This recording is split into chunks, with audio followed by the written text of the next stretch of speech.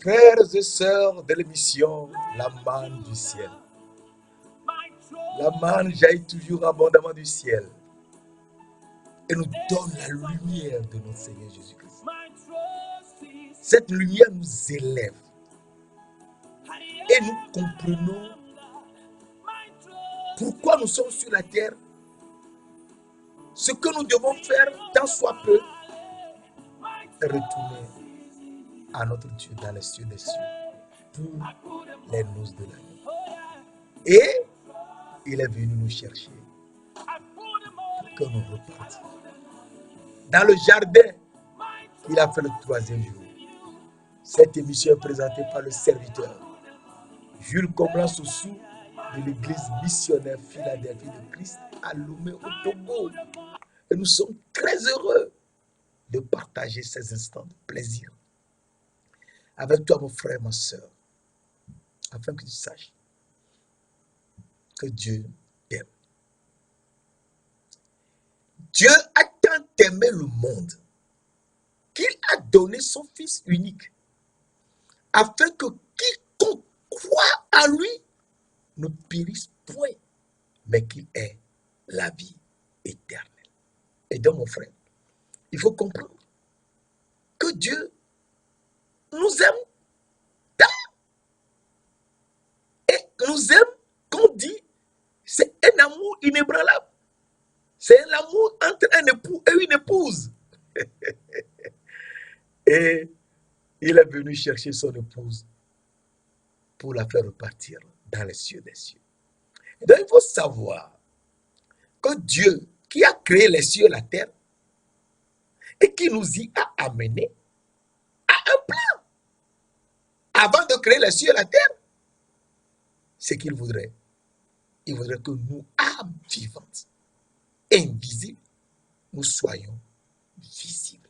Et il nous a mis dans la poussière de la terre pour qu'on apprenne à savoir que dans cette poussière, nous ne sommes que des brebis. Et il faut le suivre. Et en le suivant, il nous transforme. Et nous devenons une autre création. Les choses anciennes passent. Et voici toutes choses deviennent nouvelles. Et à partir de là, nous devenons comme lui-même. Lui-même, il est l'agneau de Dieu. Et nous devenons des agneaux. Étant agneau, il faut pardonner. Il faut pardonner aux autres leurs offenses. Et en pardonnant, nous devenons des serviteurs, comme lui-même Jésus-Christ est serviteur. Et nous devenons saints parce qu'il nous a créés avant la fondation du monde. Il nous a élus en lui-même avant la fondation du monde pour que nous soyons saints et irrépréhensibles devant sa face. Éphésiens 1, verset 4. Donc, nous sommes des gens élus avant la fondation du monde. Et si nous sommes élus avant la fondation du monde, eh bien, il faut qu'on sache que nous devons être saints. Et saint, c'est suivre le Seigneur Jésus-Christ et aller annoncer la bonne nouvelle partout. Et quand nous annonçons la bonne nouvelle partout, eh bien, nous sommes sûrs d'entrer dans la vie éternelle. Je te montre un verset, nous continuons. Dans Marc, nous voyons ça dans Marc. Dans Marc 8, versets 34 à 36. Puis, Jésus ayant appelé la foule avec ses disciples, il leur dit, si quelqu'un veut venir après moi, qu'il renonce à lui-même, qu'il se charge de sa croix et qu'il me suive. Qu'il se charge de sa croix et qu'il... On peut se moquer de toi. On peut t'insulter. On peut te frapper. On peut dire n'importe quoi de toi. Laisse. Ce que l'autre a compris, c'est ce qu'il fait. Ce que toi tu comprends, il faut le faire. Ce que tu comprends dans la parole de Dieu, c'est ce qu'il faut faire. C'est très important. Il se charge de sa croix et qu'il me suit. Verset 35. Car celui qui voudra sauver sa vie la perdra. Mais celui qui perdra sa vie à cause de moi et à cause de la bonne nouvelle que tu entends là et que j'entends également, eh bien, il sauvera sa vie. Ah bon? Oui.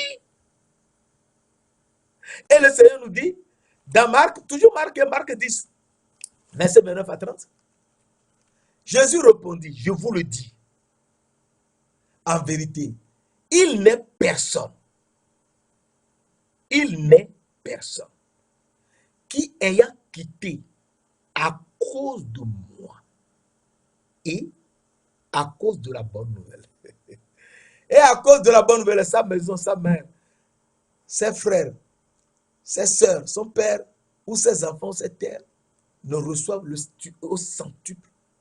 Présentement dans ce siècle, des maisons, des frères, des sœurs, des mères, des enfants et des terres, et avec des persécutions. Il y aura des persécutions. Avec des persécutions. Et dans le siècle à venir, la vie éternelle. Et dans le siècle à venir, la vie éternelle. Et donc, nous comprenons que Jésus-Christ nous dit, il faut le suivre. Et en le suivant, il faut prêcher la bonne nouvelle.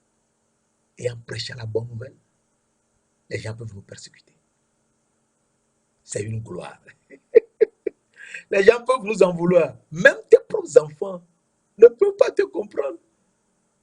Tes amis, tes frères, tes soeurs, ton père, ta mère, ils ne te comprendront plus. C'est ça. Tu es devenu un autre.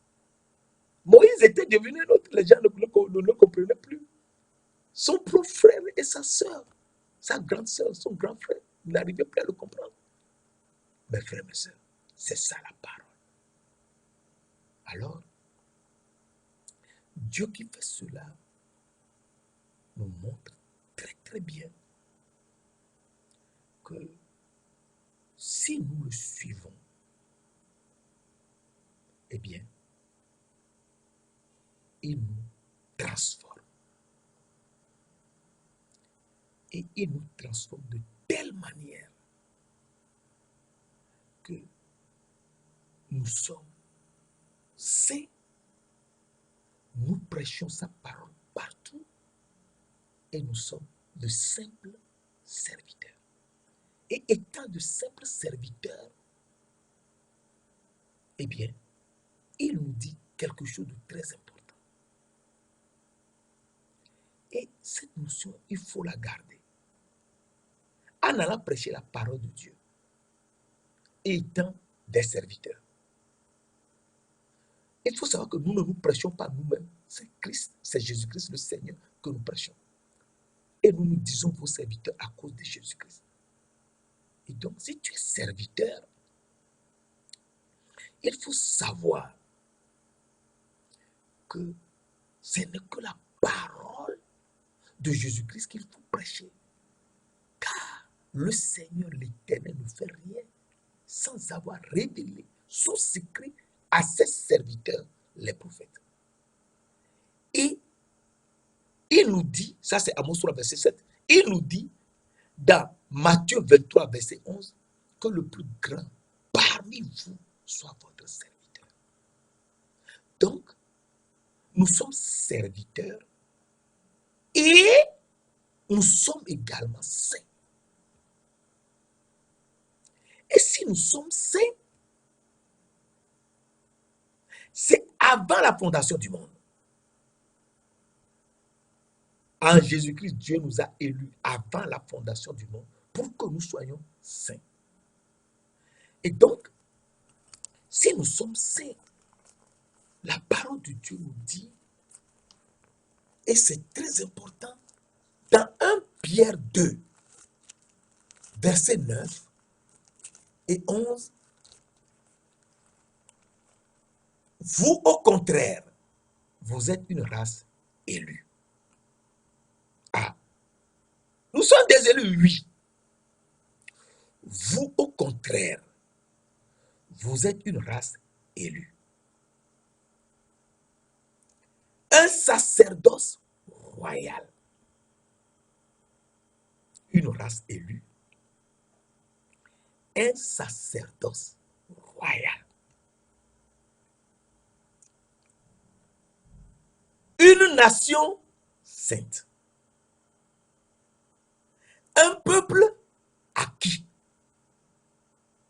Afin que vous annonciez les vertus de celui qui vous a appelé des ténèbres à son admirable lumière. Il faut aller annoncer la parole de Jésus-Christ qui nous a appelés des ténèbres à son admirable lumière. Et tu deviens lumière du monde. Et donc, il faut que ta lumière brille devant tous les hommes. Et qu'ils voient tes bonnes œuvres. Et qu'ils glorifient ton Père qui est dans les cieux. Matthieu 5, verset 15 et 16. Verset 14 et 16. Matthieu 5, verset 14 à 16. Et donc, les gens doivent voir tes bonnes œuvres. Oui, les bonnes œuvres que Dieu a préparées d'avance. Oui, que Dieu a préparées d'avance. Avant la fondation du monde. Si tu es créé en Jésus-Christ, il faut savoir qu'il faut aller annoncer la bonne nouvelle de Dieu. Des œuvres que Dieu a préparées d'avance. Avant que tu ne viennes sur la terre. C'est très important. Alors, vous, au contraire, vous êtes une race élue. Un sacerdoce royal. Une nation sainte. Une nation sainte. C'est ça, tu deviens saint. Quand tu vas prêcher la parole de Dieu, tu deviens saint, serviteur. Tu deviens saint serviteur en annonçant la parole de Dieu. Une nation sainte, un peuple acquis, afin que vous annonciez les vertus de celui qui vous a appelé des ténèbres à son admirable lumière. En disant, Jean 8, verset 12, je suis la lumière du monde. Celui qui me suit, il faut suivre le Seigneur Jésus-Christ, ne marchera pas dans les ténèbres, mais il aura la lumière de la vie éternelle. C'est ça. Donc, à partir de là, nous comprenons que il faut qu'on annonce partout la parole. Et donc, le verset 11 nous dit, bien-aimé. Donc, il faut savoir que quand tu annonces la parole de Dieu partout, tu es bien-aimé. J'appellerai mon peuple celui qui n'était pas mon peuple. Et bien-aimé, celle qui n'était pas la bien-aimée. Et là où on leur disait, vous n'êtes pas le peuple de Dieu, vous serez appelés fils du Dieu vivant. Romains 9, verset 23 à 26. Donc, 1 Pierre 2, verset 1, bien-aimé, je vous exhorte, comme étrangers et voyageurs sur la terre. Donc, il faut qu'on sache que nous sommes des étrangers et des voyageurs sur la terre. Il faut qu'on reparte dans les cieux des cieux pour les noces de l'agneau. Et pour aller dans les noces, il faut passer par le jardin d'Éden. C'est ça. Il faut passer par le jardin d'Éden. Où Jésus est la porte, il est le portier, il est le berger. Il est le chemin, il est la vérité, et c'est lui qui est la vie éternelle. Nul ne peut aller au Père que par lui. Car sans lui, nous ne pouvons rien faire. Jean 14, verset 6. C'est très important. Et 1 Pierre 2, verset 11 nous dit, bien-aimés, je vous exhorte comme étrangers et voyageurs sur la terre. Donc, nous sommes des étrangers et des voyageurs sur la terre. Il nous faut partir auprès de notre Père qui est dans les cieux. Je vous exhorte donc à vous abstenir des convoitises charnelles. Je suis riche, je suis puissant, je suis plus intelligent que tout le monde. Voilà des erreurs qu'il ne faut pas faire. Je connais la Bible plus que tout le monde. Tu peux connaître la Bible plus que tout le monde. Tu ne peux connaître que la partie que Dieu te montre, c'est tout. C'est trop grand la Bible. On ne peut jamais la connaître. C'est la partie que le Seigneur te montre, que tu dis. C'est tout. À vous abstenir des convoitises charnelles qui font la guerre à l'âme. Ah bon? Il faut s'abstenir des convoitises charnelles. Car elles font la guerre à l'âme. Les convoitises charnelles. Je veux ceci. Je dois avoir ça. Tu fais la guerre à ta propre âme. C'est ça. Alors, il faut comprendre que si tu es étranger, voyageur, sur cette terre, eh bien, tout ce qu'il faut retenir, c'est que tu es surtout l'élu de Dieu. Et si tu es élu, comme je te l'avais dit précédemment, tu auras des tribulations. Si tu es élu, tu auras des tribulations. Mais, étant donné que c'est au ciel que tu pars, c'est au ciel que tu pars, et que je pars également, nous allons au ciel. Eh bien, il faut qu'on sache qu'on doit avoir des tribulations sur cette terre. Il n'y a pas de problème. Les tribulations commencent par ta propre maison. Ta propre maison. Ce sont tes enfants, ta femme, ou ton mari, ou tes soeurs, ou tes frères. Ce sont eux qui constituent d'abord tes tribulations. Non, il faut rester calme. Ce ne sont pas eux qui t'ont fait venir sur la terre. C'est Dieu qui t'a fait venir sur la terre pour un but donné. Et il faut savoir que tu dois avoir des tribulations. Alors nous lisons dans Jean 16, verset 33. Je vous ai dit ces choses afin que vous ayez la paix en moi. Jean 16, verset 33. Jésus nous dit, je vous ai dit ces choses afin que vous ayez la paix en moi. Vous aurez des tribulations dans ce monde. Mais prenez courage. Merci Seigneur. Prenez courage. Car j'ai vaincu le monde. Prenez courage. Il a vaincu le monde. C'est ça. Nous aurons des tribulations. Mais il nous demande de prendre courage. Car il a vaincu le monde. Ah, s'il a vaincu le monde, eh bien, nous devons savoir qu'il a vaincu le monde pour nous. Il a vaincu le monde pour nous. Nous qui? Nous qui l'avons choisi d'avance, avant la fondation du monde. Nous qui étions élus. Alors, la parole de Dieu nous dit dans Matthieu, c'est dans Matthieu que nous lirons, et c'est très important.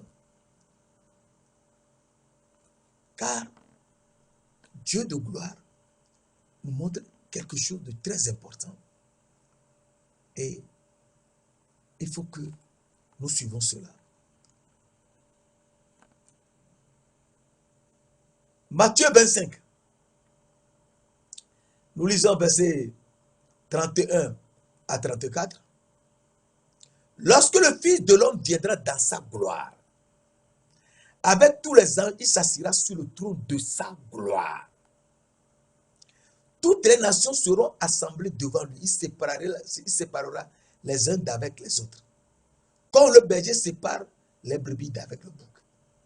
Il mettra les brebis à sa droite et les boucs à sa gauche. Alors le roi dira à ceux qui seront à sa droite, venez, vous qui êtes bénis de mon Père, prenez possession du royaume qui vous a été préparé dès la fondation du monde. Dès la fondation du monde, c'était avant la fondation du monde.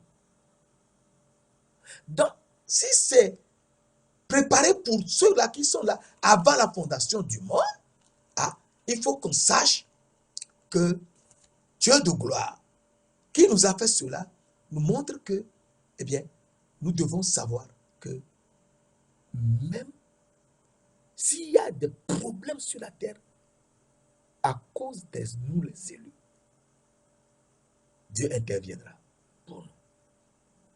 Alors, je te lis un verset très important. Matthieu 24, verset 22 à 24. Et c'est très important. Et si ces jours n'étaient pas abrégés, personne ne sera sauvé. Mais à cause des élus, ces jours seront abrégés. Donc c'est à cause des élus que le coronavirus qui sévit actuellement, Covid-19, qui sévit, qui tue les gens n'importe comment, c'est à cause de nous les élus que cela va être suspendu bientôt. Ce n'est rien d'autre, c'est pas j'ai découvert tel médicament, non. Les gens meurent. Mais c'est à cause des élus. Et les élus font quoi? Les élus font ce que le Seigneur nous a dit sur la croix. Sur la croix, Jésus nous a dit, Père, pardonne-leur, car ils ne savent ce qu'ils font. Ils ne savent ce qu'ils font. Et donc, il faut pardonner aux autres leurs offenses. C'est ça la clé pour ne pas mourir de coronavirus. Verset 24. Il s'élèvera de faux Christ et de faux prophètes, comme il y en a plein aujourd'hui. Partout. Ils feront de grands prodiges et des miracles, au point de séduire, s'il était possible, même les élus. Et donc, en ces temps, les élus doivent faire très attention pour ne pas être séduits par les faux prophètes.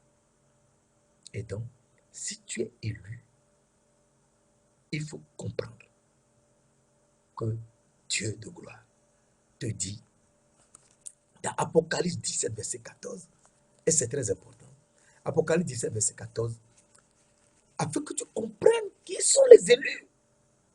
Apocalypse 17, verset 14, nous dit, ils combattront contre l'agneau, et l'agneau les vaincra.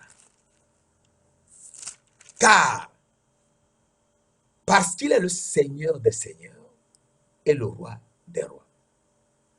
Et les élus et les appelés, les élus et les fidèles, les vaincront aussi. Donc, les appelés sont les élus. Et ces élus doivent rester fidèles et être saints. Rester fidèles et être saints. Aller annoncer la parole et pardonner aux autres leurs offenses. Ce sont les fidèles. C'est eux qui pardonnent aux autres leurs offenses et qui prêchent partout le Seigneur Jésus-Christ et qui se disent serviteurs. Ils les vaincront aussi. Et ils vaincront les autres. Et c'est très important. Car ce sont eux qui sont les petits-enfants. Oui, les gens vont te voir comme un petit. Il faut accepter ça parce que tu es une nouvelle création. Tu n'es plus comme on te voyait depuis. Tu es une nouvelle création. Les choses anciennes sont passées. Toutes choses sont devenues nouvelles. Alors, 1 Jean 4, 4, 1 Jean 4, verset 4 dit, vous petits enfants, donc tu es petit enfant, vous petits enfants, vous êtes de Dieu et vous les avez vaincus parce que celui qui est en vous est plus grand que celui qui est dans le monde. Aujourd'hui, tu es un petit agneau. Les gens ne te considèrent même plus, il n'y a pas de problème pour ça, ce n'est pas eux qui doivent te considérer, c'est Dieu qui doit te considérer. Tu es un petit enfant parce que tu es un agneau. Vous, petits enfants, vous êtes de Dieu et vous les avez vaincus, car celui qui est en vous est plus grand que celui qui est dans le monde. Donc à partir de là, nous savons que les païens sont ceux-là qui sont les petits enfants et qui ont laissé les idoles et qui sont aujourd'hui le temple du Dieu vivant. Et dans le temps du Dieu vivant, ils ont Dieu pour père. Et ils sont les fils et les filles de Dieu. Ils sont le peuple de Dieu. Car Dieu a dit, je marcherai, j'habiterai, je marcherai au milieu d'eux. Ils seront mon peuple et je serai leur Dieu. Tu es le peuple de Dieu. Et Dieu est ton père et est mon père. Alors, nous voyons que ces païens, ce sont ceux-là qui ont la révélation. C'est une question de révélation. Du mystère caché de Dieu. Le mystère caché de Dieu de tout temps et dans tous les âges, mais révélé maintenant à ses saints. Les saints serviteurs de Dieu. À ses saints. Qui sont les serviteurs de Dieu et les prophètes qui parlent de Dieu partout.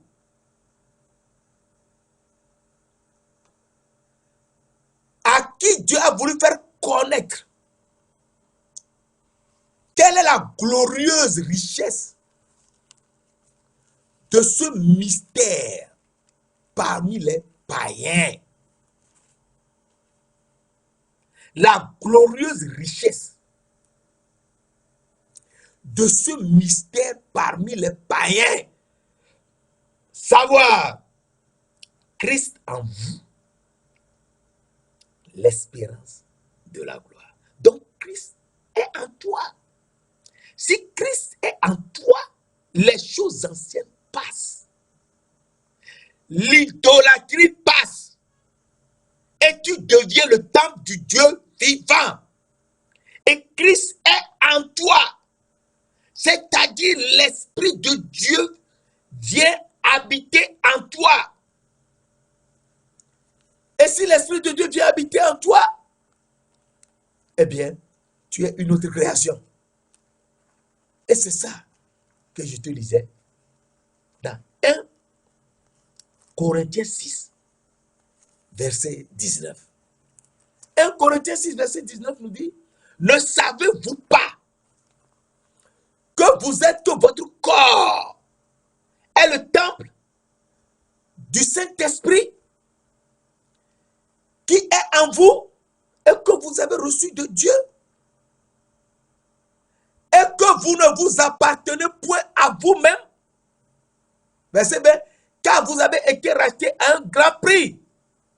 Glorifiez donc Dieu dans votre corps et dans votre esprit qui appartiennent à Dieu. Donc tu es un autre. Tout ce que tu appartient à Dieu maintenant. Il faut glorifier Dieu dans ton corps, dans ton esprit, qui appartiennent à Dieu. Et ton corps devient le temple de Dieu, le temple du Saint-Esprit. C'est très important, mon frère, ma soeur. Parce que ce sont des notions que si nous ne savons pas, nous sommes perdus. Ne savez-vous pas que vous êtes le temple de Dieu et que l'Esprit de Dieu habite en vous? Donc l'Esprit de Dieu habite en nous. Habite dans notre corps. L'Esprit de Dieu habite dans notre corps. Et donc, eh bien, nous les païens, nous avons la révélation du mystère caché dans tous les âges et de tout temps. en Christ. Oui. Et c'est nous les païens. Je te relis Colossiens 1, verset 26, 27. Mystère caché de tout est dans tous les âges, mais révélé maintenant à ses saints, à qui Dieu a voulu faire connaître. Quelle est la glorieuse richesse de ce mystère parmi les païens? Savoir Christ en vous, l'espérance de la gloire. Qui sont ces païens? Qui sont ces païens qui ont reçu le mystère de Dieu? Alors, Éphésiens 3, verset 3 à 6 nous dit, c'est par révélation que j'ai, c'est Paul qui nous parle, c'est par révélation que j'ai eu connaissance du mystère sur lequel je viens d'écrire en peu de mots. En les lisant, vous pouvez vous représenter l'intelligence que j'ai du mystère de Christ. Il n'a pas été manifesté aux fils des hommes dans les autres générations, comme il a été révélé maintenant aux saints apôtres et prophètes de Christ. Verset 6 que je voulais te lire. Ce mystère, c'est un mystère. Ce mystère, il faut écouter le mystère de Dieu. Ce mystère, Éphésiens 3, verset 6. Ce mystère, c'est que les païens, ce mystère, c'est que les païens sont co-héritiers et forment un même corps. C'est-à-dire, ils sont un. C'est pas possible. Ce mystère, c'est que les païens sont co-héritiers. Co-héritiers avec Christ. Forment un même corps. C'est-à-dire, ils sont un avec Jésus-Christ. Et participent à la même promesse en Jésus-Christ. La promesse du Saint-Esprit, oui. Ce sont les païens que nous avons lu précédemment dans Galates 3, versets 14, 16 et 29. Ce sont les païens. C'est pas possible. Ce mystère, c'est que les païens sont co-héritiers. Forment un même corps, c'est-à-dire sont un avec Jésus-Christ. Et participent à la même promesse en Jésus-Christ. Ce n'est pas possible. Oui, c'est ce que la Bible dit. Et alors, nous comprenons que si ce sont les païens, alors, il faut qu'on se pose beaucoup de questions. Les païens seront un avec Jésus-Christ. Oui, ils seront un. Mon frère, ma soeur. Il n'y aura plus ni homme ni femme, mais tous seront un en Jésus-Christ. Galates 3, verset 28. Et ceux qui seront un en Jésus-Christ, ils appartiennent à Christ. Et sont héritiers de la promesse que Dieu avait faite à Abraham. Ce n'est pas possible. Oui, c'est ce que la parole de Dieu dit. Alors, 2 Timothée 1, verset 11 nous dit, 2 Timothée 1, verset 11 nous dit, et c'est très important, c'est pour cet évangile que j'ai été établi prédicateur et apôtre, chargé d'instruire les païens. Ah. Donc, l'évangile que nous prêchons, en fait, c'est d'instruire les païens qu'ils sont choisis et que c'est eux qui iront aux noces de l'agneau dans les cieux des cieux. Oui. Je te relis 2 Timothée 1, verset 11. Que c'est très important. C'est pour cet évangile que nous prêchons là, hein, que j'ai été établi prédicateur et apôtre, chargé d'instruire les païens. Verset 12. Et c'est à cause de cela que je souffre ces choses. On frappait Paul, on le battait, mais il a continué son ministère. Il a continué son ministère jusqu'à mourir. Il n'y a pas de problème, il y a des persécutions. Dieu nous l'a, Jésus-Christ nous l'avait déjà dit d'avance.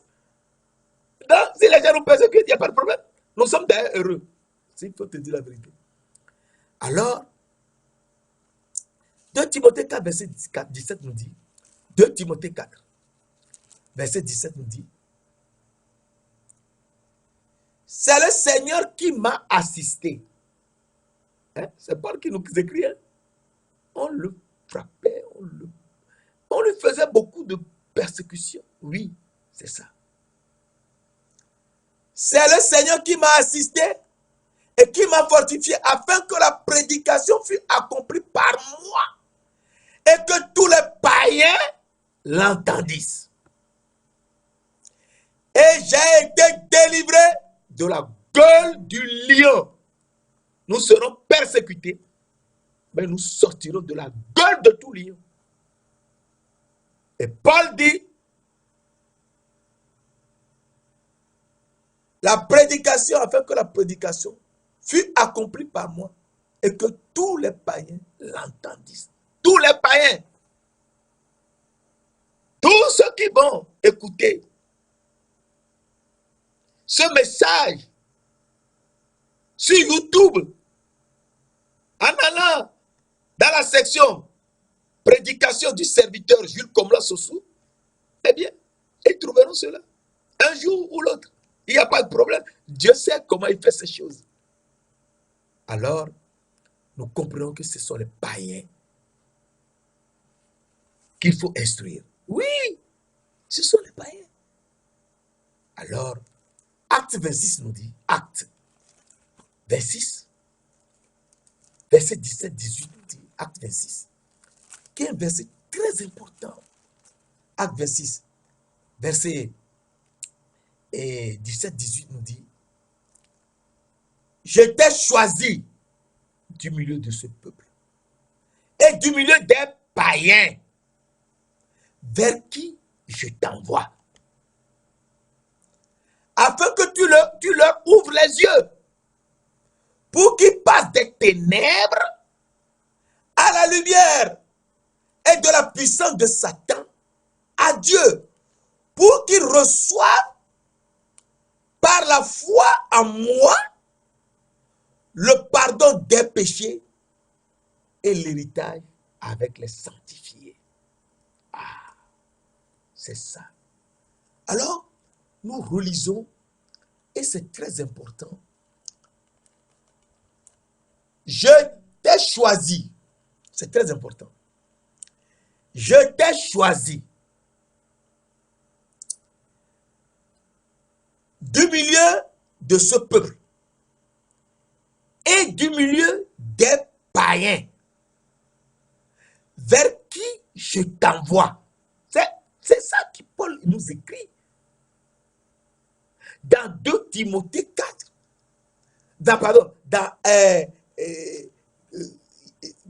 Ici c'est dans les actes. C'est lui qui nous écrit dans Actes 26, versets 17-18. J'étais choisi du milieu de ce peuple et du milieu des païens vers qui je t'envoie, afin que tu leur ouvres les yeux pour qu'ils passent des ténèbres à la lumière et de la puissance de Satan à Dieu, pour qu'ils reçoivent par la foi en moi le pardon des péchés et l'héritage avec les sanctifiés. Alors, nous comprenons que le Seigneur, lorsque il a touché Paul, qui s'appelait en ce temps Saul de Tarse, et que Saul de Tarse était tombé par terre, et a dit, le Seigneur lui a dit, Saul, Saul, pourquoi me persécutes-tu?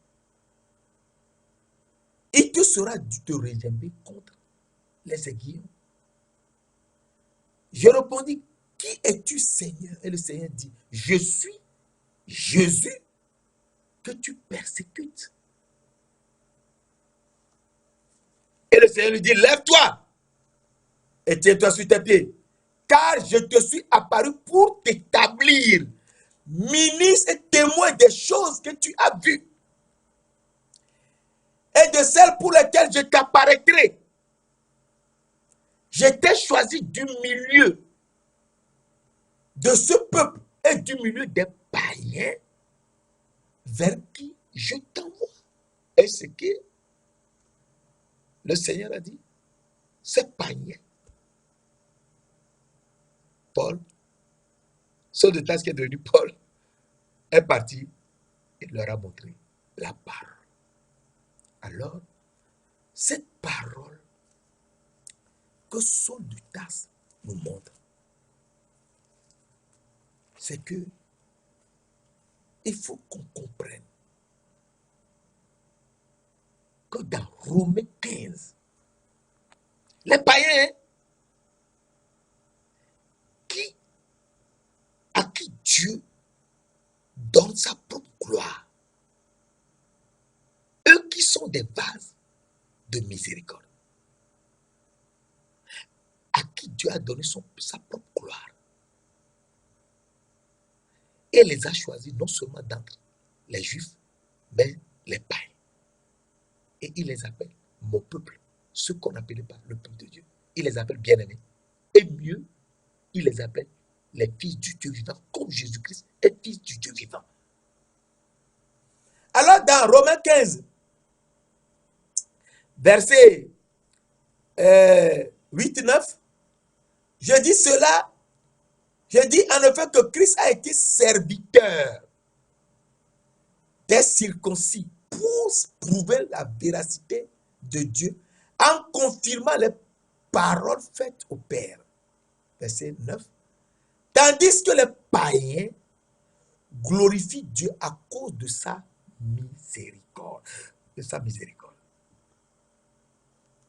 Selon qu'il le dit, selon qu'il est écrit, c'est pourquoi je te louerai parmi les païens et je sentirai à la gloire de ton nom.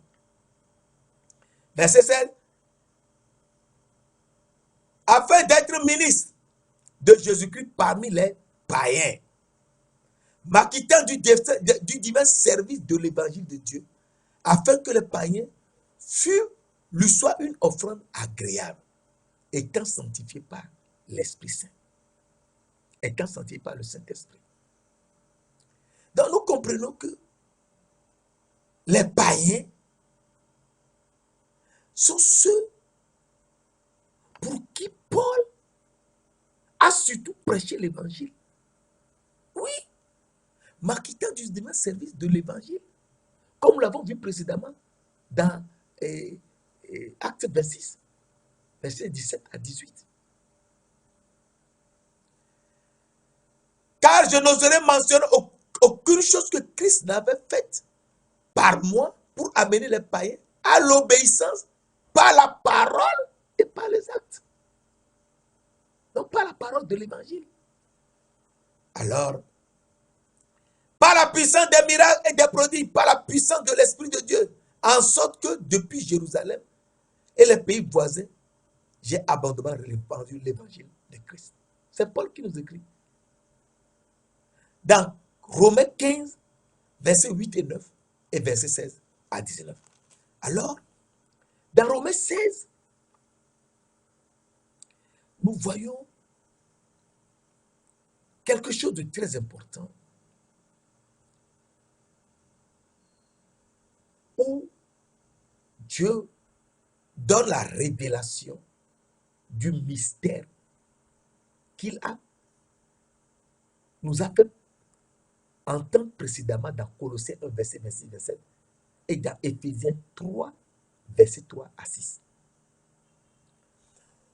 Romains 16, verset 24 à 27. Que la grâce de notre Seigneur Jésus-Christ soit avec vous tous. Amen. À celui qui peut vous affermir selon mon évangile et la prédication de Jésus-Christ conformément à la révélation du mystère caché pendant des siècles. Donc c'est un mystère.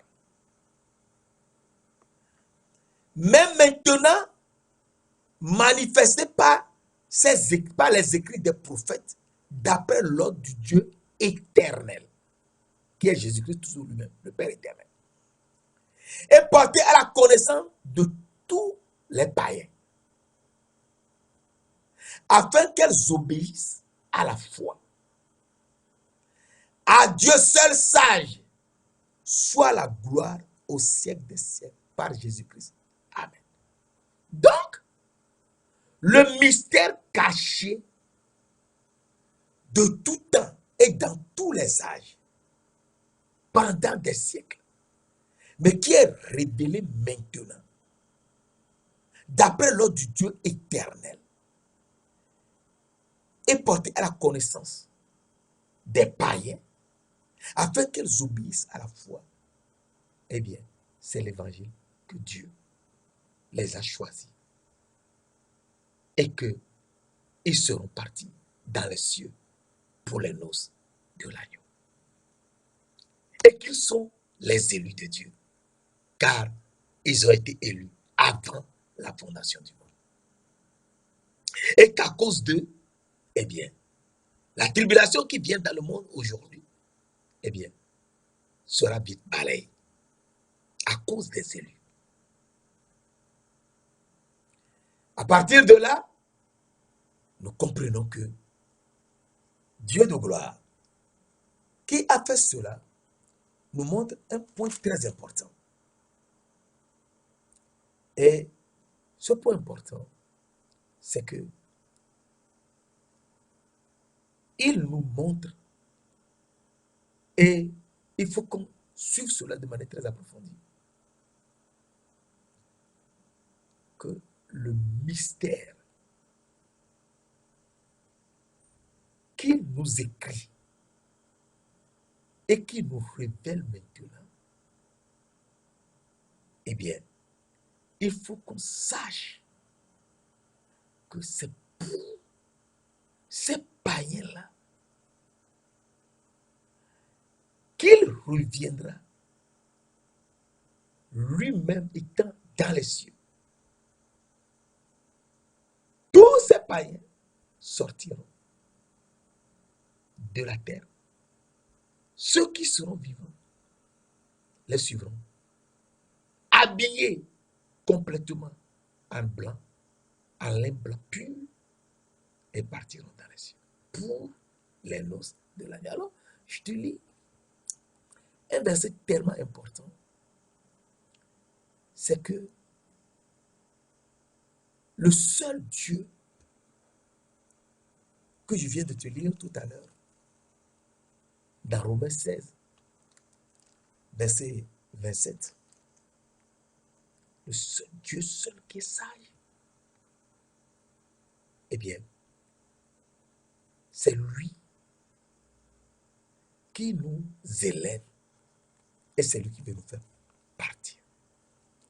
Alors, 1 Timothée 1, verset 16-17 nous dit,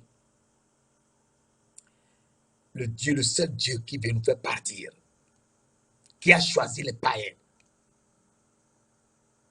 à Dieu seul sage. C'est qui Dieu seul sage? J'ai obtenu miséricorde afin que Jésus-Christ fit voir en moi le premier toute sa longanimité, que je servisse d'exemple à ceux qui croiraient en lui pour la vie éternelle. Donc, c'est Jésus qui donne la vie éternelle. Et ceux qui croiraient en lui, ce sont ceux qui ont la foi et qui sont les fils de Dieu et qui sont les païens. Verset 17. Au roi des siècles, immortel, invisible, seul Dieu, c'est lui seul qui est Dieu. Soit honneur et gloire au siècle des siècles. Ah bon? C'est lui seul qui est Dieu. Oui, c'est lui seul qui est Dieu. Et dans 1 Timothée 1, dans 1 Timothée 6, verset 14 à 16, 1 Timothée 6, verset 14 à 16, de vivre sans tâche, sans reproche jusqu'à l'apparition de notre Seigneur Jésus-Christ, que manifestera en son temps le bienheureux et seul souverain, le roi des rois et le Seigneur des seigneurs, qui est Jésus-Christ, qui seul possède l'immortalité. C'est lui seul qui possède l'immortalité. C'est lui seul, le seul Dieu, qui seul possède l'immortalité, qui habite une lumière inaccessible, que nul homme n'a vu, ni ne peut voir. On ne peut jamais le voir. Il est invisible. On ne peut pas le voir. Que nul homme n'a vu, ni ne peut voir, à qui appartient l'honneur, la puissance éternelle. Amen. Et donc, c'est Jésus-Christ qui est le roi des rois et le Seigneur des seigneurs. Oui, c'est lui. Et c'est lui qui nous amène aux noces de l'agneau. Oui, c'est lui.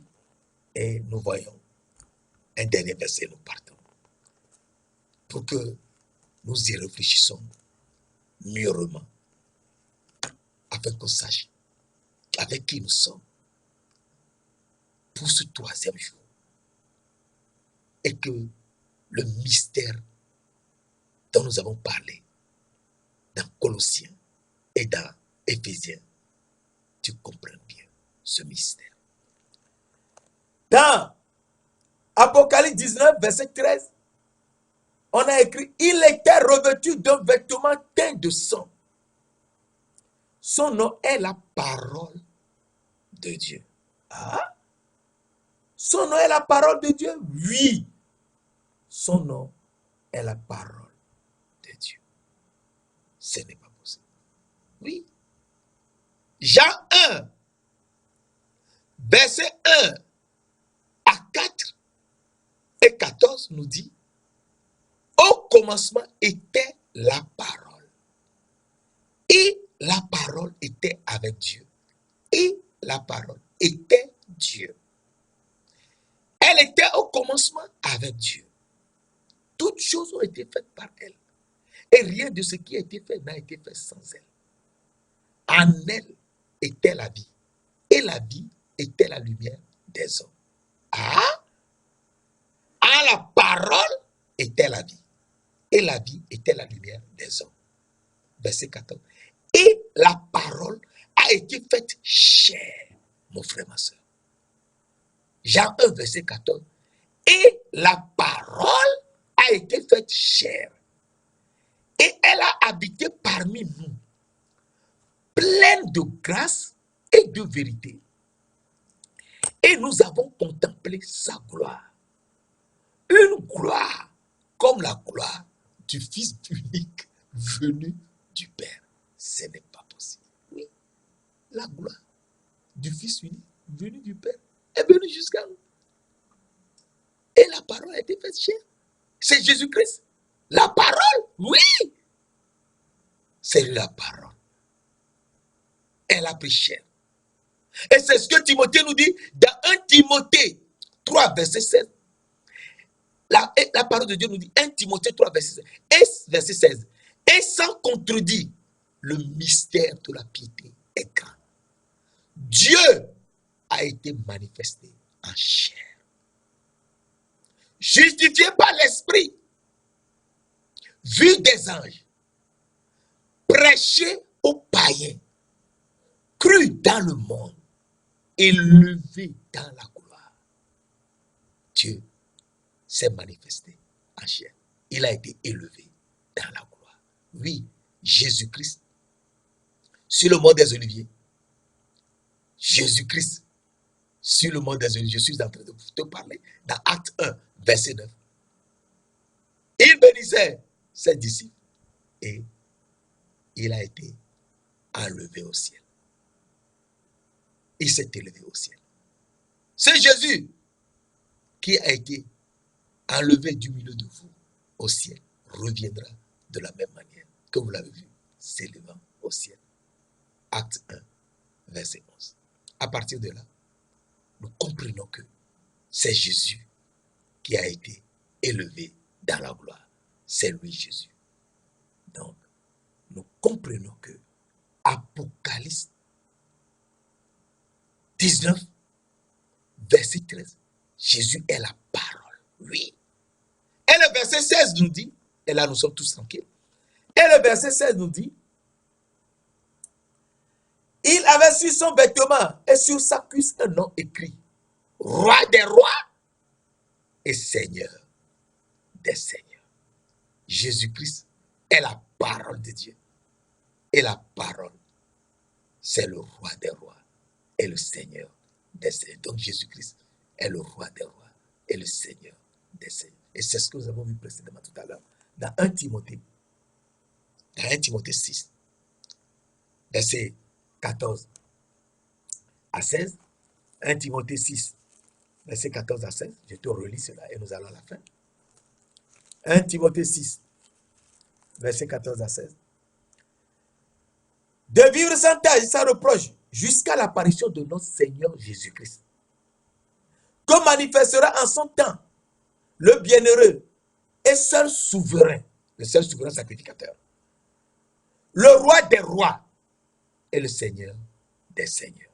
C'est lui le roi des rois et le Seigneur des seigneurs. Lui le seul Dieu, invisible, immortel, que nul ne peut voir. C'est ça. Il est le seul Dieu, le roi. Il est le seul roi. C'est lui le roi.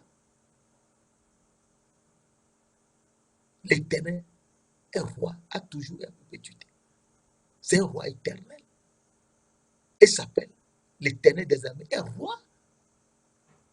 C'est ça. Alors, le seul roi, immortel, invisible, seul Dieu, c'est lui seul qui est Dieu. À partir de là, nous comprenons très bien que c'est lui que nous devons suivre tout le temps. Et lui que nous devons suivre, eh bien, nous devons le connaître, qui nous appelle. Qui l'appelle? Eh bien, Acte 28, verset 28, nous dit, sachez donc que ce salut de Dieu a été envoyé aux païens et qu'ils l'écouteront. Mon frère, ma soeur, c'est toi le païen, c'est moi le païen. Et ce salut de Dieu qu'il a envoyé, c'est pour nous les païens. Saint-Esprit, Esprit de Dieu vivant, Esprit de gloire, nous te remercions pour ces enseignements. Donc c'est nous, les païens, qui sont les fils du Dieu vivant, à qui tu as donné l'Esprit de Dieu. Et que tu as fait de nous le temple du Dieu vivant. Merci. Toi qui es notre Père. Toi qui nous as choisis avant la fondation du monde pour que nous soyons saints. Conduis-nous dans la vérité pour que on sache ce mystère. Le mystère que tu as caché de tout temps et que tu révèles maintenant. Montre-nous ce mystère afin qu'on sache avec qui on marche et comment pour qu'on revienne à toi dans les cieux. Merci d'ailleurs de l'avoir déjà fait. Au nom précieux de notre Seigneur Jésus-Christ. Amen.